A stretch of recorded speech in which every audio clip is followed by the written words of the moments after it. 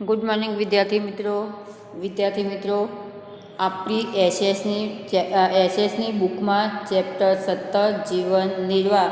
તો વિદ્યાર્થી મિત્રો આખી બુકનું લાસ્ટ એટલે કે છેલ્લું ચેપ્ટર તમારું 17મું જીવન નિર્વાહ. તો વિદ્યાર્થી મિત્રો જીવન નિર્વાહ કોને કહેવાય, પહેલાં એ ટૉપિક વિદ્યાર્થી મિત્રો જોઈએ.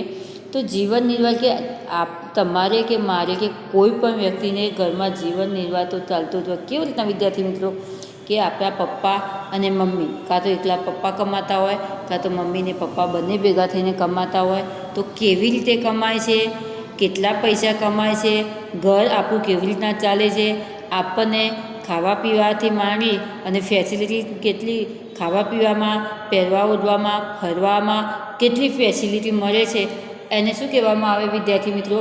જીવન નિર્વાહ કહેવામાં આવે. જો સારી જોબ કરતા હોય અને સારું કમાતા હોય તો તમારું જીવન ધોરણ સારું એવું ચાલતું હોય. પરંતુ વિદ્યાર્થી મિત્રો જેનો પેરેન્ટ્સ એટલે કે જેના માતા પિતા છે, જે બાળકના માતા પિતા મધ્યમ રીતે કમાતા હોય, કાં તો મજૂરી કરીને કમાતા હોય, એનું તમે જોજો જીવન ધોરણ કે સાવ સામાન્ય હશે. તો વિદ્યાર્થી મિત્રો અહીંયા ગ્રામ્ય લેવલે લોકો કેવું જીવન જીવતા હોય છે અને શહેરી લેવલે લોકો કેવું જીવન જીવતા હોય છે એ આપણે ચેપ્ટરમાં જોવાનું છે. ચેપ્ટરમાં વિદ્યાર્થી મિત્રો બધા જુદા જુદા ઉદાહરણ આપેલા છે.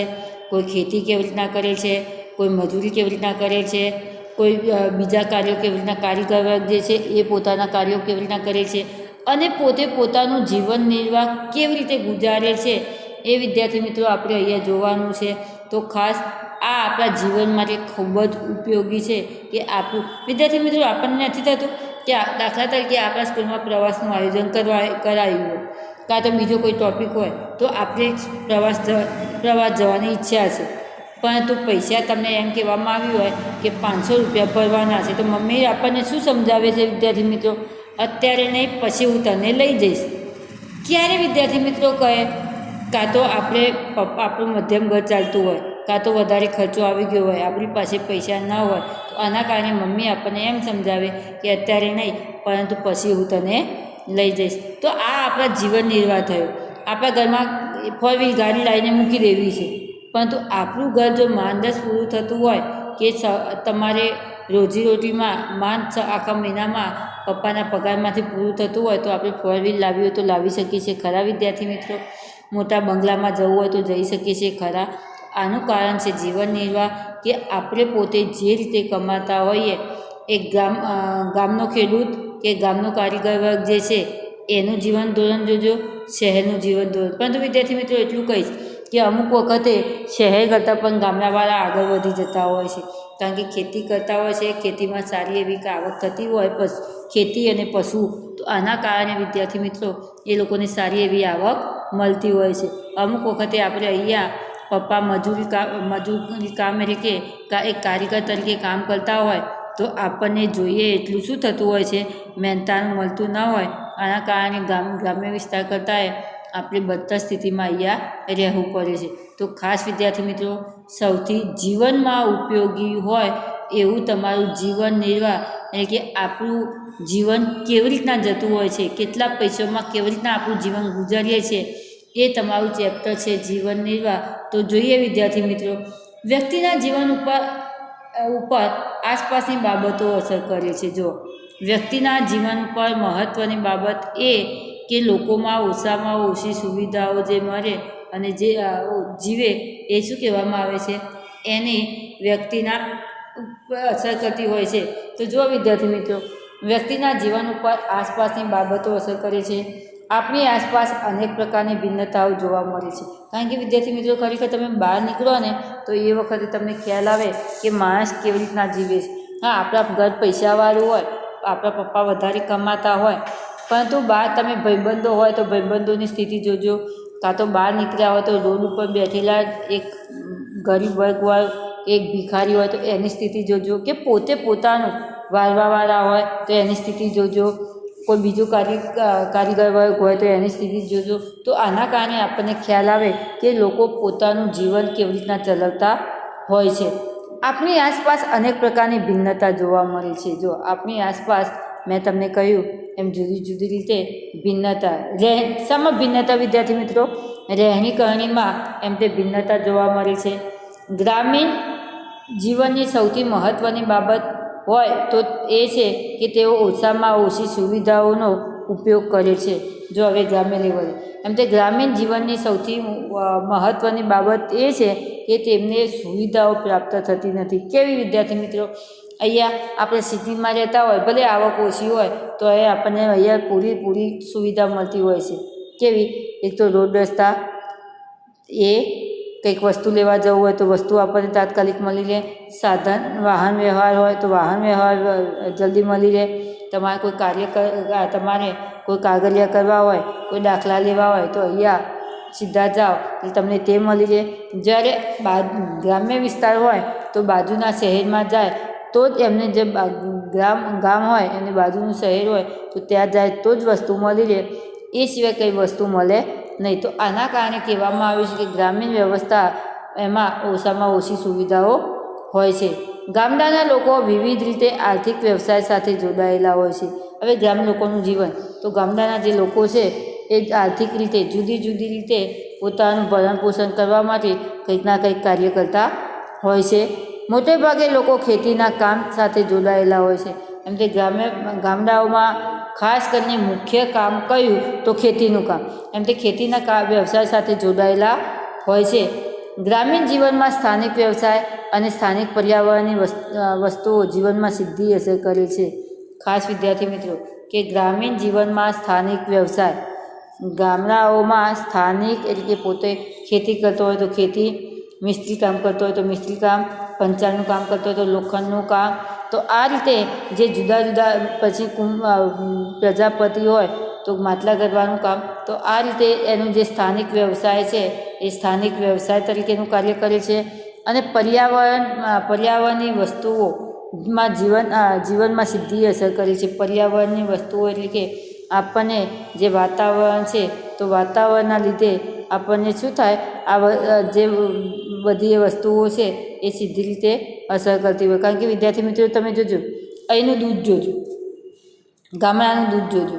અહીંયા સીધા ડાયરેક્ટ ત્યાંથી ખેતરમાંથી જે પાકેલા હોય એ સીધા એક જ ખેતરના તમારે એક જ પ્રકારના ઘઉં મળી રહે, એક જ પ્રકારનું કઠોળ મળી રહે, એક જ પ્રકારનું શું મળી રહે, તમારું શાકભાજી મળી રહે. જ્યારે વિદ્યાર્થી મિત્રો અહીંયા સિટીમાં શું હોય છે, એક જ પ્રકારની વસ્તુને કે જે એ લોકોને ખાતા જે વેચતા હોય અને એ વેચાણ ઉપર એ લોકો જે રીતે વેચતા હોય તો અહીંયા વેપારી શું કરે, બધું મિશ્રણ કરે અને મિશ્રણ કરી દૂધથી મારી અને બધી વસ્તુ કેવી આવતી હોય, અહીંયા મિશ્રણ આવતી હોય. જ્યારે ત્યાં પર્યાવરણની દ્રષ્ટિએ ત્યાં વસ્તુઓ બધી એક જ આવતી હોય કે એ વસ્તુઓ જીવન ઉપર સીધી અસર કરતી હોય છે. વિદ્યાર્થી મિત્રો તમે જોયું કોઈ દિવસ વધારે પડતો રોગચાળો ગ્રામ્ય વિસ્તારોમાં નહીં ફાટી નીકળે એ પર્યાવરણ ઉપર. કારણ કે એનું કોઈ બીમાર માણસ હોય તો ડૉક્ટર તેને ગામડે રહેવા જવાનું કહે છે. તો એનું કારણ વિદ્યાર્થી મિત્રો એ જ કે ત્યાં શું રહે, પોતાનું જીવન અને ત્યાં વાતાવરણ ચોખ્ખું હોય, કોઈ ભેળસેળ વસ્તુમાં ના હોય. તો આના કારણે એ લોકો શું કરતા હોય, પોતાનું બીમારી હોય એ બીમારી થોડી ઓછી થાય આના માટે એમ તે ડૉક્ટરો પણ આપણને બીમારી વ્યક્તિ એટલે કે વધારે બીમાર, લાંબા સમયથી બીમાર હોય તો એને ગામડાઓમાં રહેવાનું પસંદ કરવાનું વધારે કહે છે. પર્યાવરણ સાથે જીવન નિર્વાહની વ્યવસ્થા એટલે કે ગામડાનું જીવન એમ તે પર્યાવરણ સાથે જીવન નિર્વાહની એમ તે વાતાવરણ સાથે જીવન જીવવાની જે વ્યવસ્થા હોય એટલે ગ્રામ્ય જીવન. ગામડાની વ્યક્તિઓના જીવન ઉપરાંત તેમની સુવિધાઓ અને સમસ્યાઓ અંગે ચર્ચા કરીએ. એમ તે ગામડાની જે વ્યક્તિઓ છે તેમજ ગામડાના લોકો કેવા હોય છે, એ કઈ રીતે પોતાની સુવિધાઓ કરે છે, પોતાનું જીવન કેવી રીતના ચલાવે છે તે અંગે આપણે અહીંયા ચોપડીમાં જોઈએ. આપણો દેશ ભારત એ અનેક વિવિધતા વચ્ચે અનોખી એકતા ધરાવે છે. વિદ્યાર્થી મિત્રો આપણે તો આ તમારું ચેપ્ટર જોઈ ગયા 14મું કે આપણો દેશ છે એ કેવો છે, અનેક વિવિધતા ધરાવતો એટલે કે અનેક લોકો જુદા જુદા ધર્મ પાળતા હોય અને જુદી જુદી ભાષા બોલતા હોય એવી વિવિધતા ધરાવતો દેશ છે. અને આવો વિવિધતા ધરાવતો પરંતુ કેવો એકતાવાળો એમ તે દેશ છે. આપણો દેશ ધર્મ, ભાષા, પ્રદેશ કે આર્થિક ભિન્નતા વચ્ચે અનોખી ઓળખ ધરાવે છે. એમ તે આપણો દેશ છે એ ભાષાની ધર્મની દ્રષ્ટિએ, ભાષાની દ્રષ્ટિએ, પ્રદેશ કે આર્થિક ભિન્નતા વચ્ચે એમ તે અનોખી રીતે આપણો દેશ ઓળખ ધરાવતો દેશ કહેવાય છે. આપણા દેશમાં 5,000 કરતાં વધારે શહેર અને 27,000 જેટલા નાના મોટા નગરો આવેલા છે. ખાસ વિદ્યાર્થી મિત્રો, પરીક્ષા માટે મોસ્ટ આઈએમપી, જીકે માટે પણ મોસ્ટ આઈએમપી કે આપણા દેશમાં 5,000 કરતાં વધારે શહેર આવેલા છે, જ્યારે 27,000 કરતાં નાના મોટા શું આવેલા છે? નગરો આવેલા છે.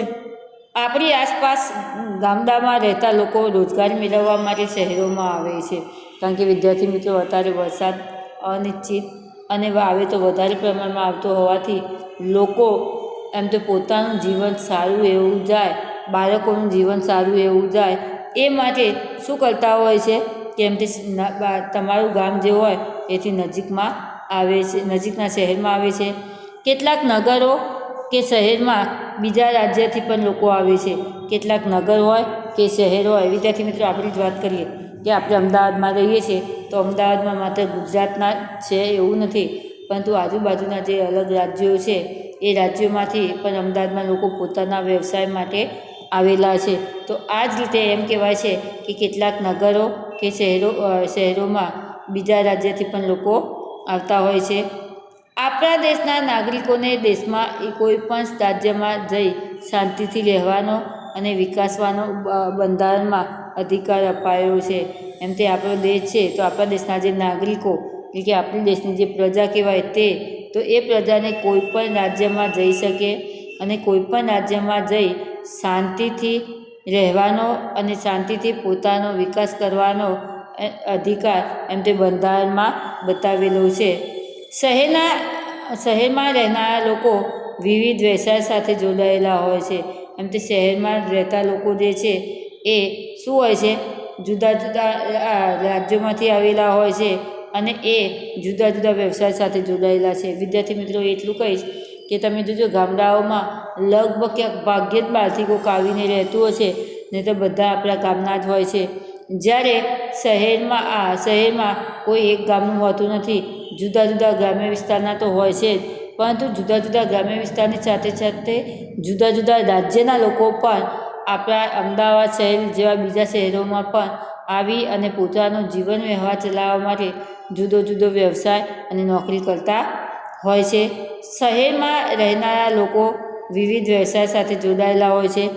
કેટલાક એક કરતાં વધારે વ્યવસાય સાથે જોડાયેલા હોય છે, તો કેટલાક એમ તો એક કરતાં વધારે ધંધા રોજગાર સાથે જોડાયેલા હોય છે. કેમ કે ઘરમાં એક હોય તો એક ઘરમાં જેટલા સભ્યો હોય એ જુદા જુદા જોબ કરતા હોય, તો આ રીતે એમ તો કેટલાક એક કરતાં વધારે વ્યવસાય સાથે જોડાયેલા છે. આપણી આસપાસ અનેક લોકો આપણને જોવા મળે છે. એમ તે આપણી આસપાસ આજુબાજુ જોઈએ તો આ રીતે જુદો જુદો ધંધો નોકરી કરી અને પોતાનું ગુજરાન કેવી રીતના ચલાવે છે એવા લોકો આપણને જોવા મળે છે. દરેકના જીવન નિર્વાહ કરવા માટે આવકની જરૂર પડે છે. એમ તે દરેકના જીવન નિર્વાહ કરવા માટે એટલે કે પોતાનું જીવન ગુજારવા માટે, ટૂંકમાં કહીએ વિદ્યાર્થી મિત્રો કે પોતાનું ગુજરાન ચલાવવા માટે શાની જરૂર પડતી હોય છે? એમ તે ધંધા રોજગારની જરૂર પડતી હોય છે. ઘરમાં પણ નોકરી ધંધો કે મજૂરી કામ કરીને પૈસા આવે એમાંથી પરિવાર જીવન નિર્વાહ ચલાવે છે. એમ તે ઘરમાં પણ બધા નોકરી કરે, મજૂરી કામ કરે કે કોઈ પણ કાર્ય કરે, તો આ રીતે શું કરતા હોય છે? પોતાનું જીવન ગુજારતા હોય છે. તો વિદ્યાર્થી મિત્રો, અહીંયા આપણા લેક્ચરમાં જીવન નિર્વાહ કોને કહેવાય તે જોયું. ખાસ વિદ્યાર્થી મિત્રો, જીવન નિર્વાહ એટલે કે જીવનમાં ઉપયોગી જે કાર્યો કરતા હોય તે, અને જીવન નિર્વાહમાં એમ તે ગ્રામ્ય વિસ્તાર હોય કે શહેરી વિસ્તાર હોય તો આમાં કોઈપણ જાતની કોઈપણ વ્યવસાય સાથે જોડાઈ અને પોતાના જીવનમાં ઉપયોગી વસ્તુઓ મળી રહે અને પોતાનું જીવન સારી રીતે ગુજારે તેને શું કહેવામાં આવે? જીવન નિર્વાહ કહેવામાં આવે. વિદ્યાર્થી મિત્રો, હવે ગામડાનું જીવન કેવું છે તે આવતા લેક્ચરમાં જોઈશું. ધન્યવાદ.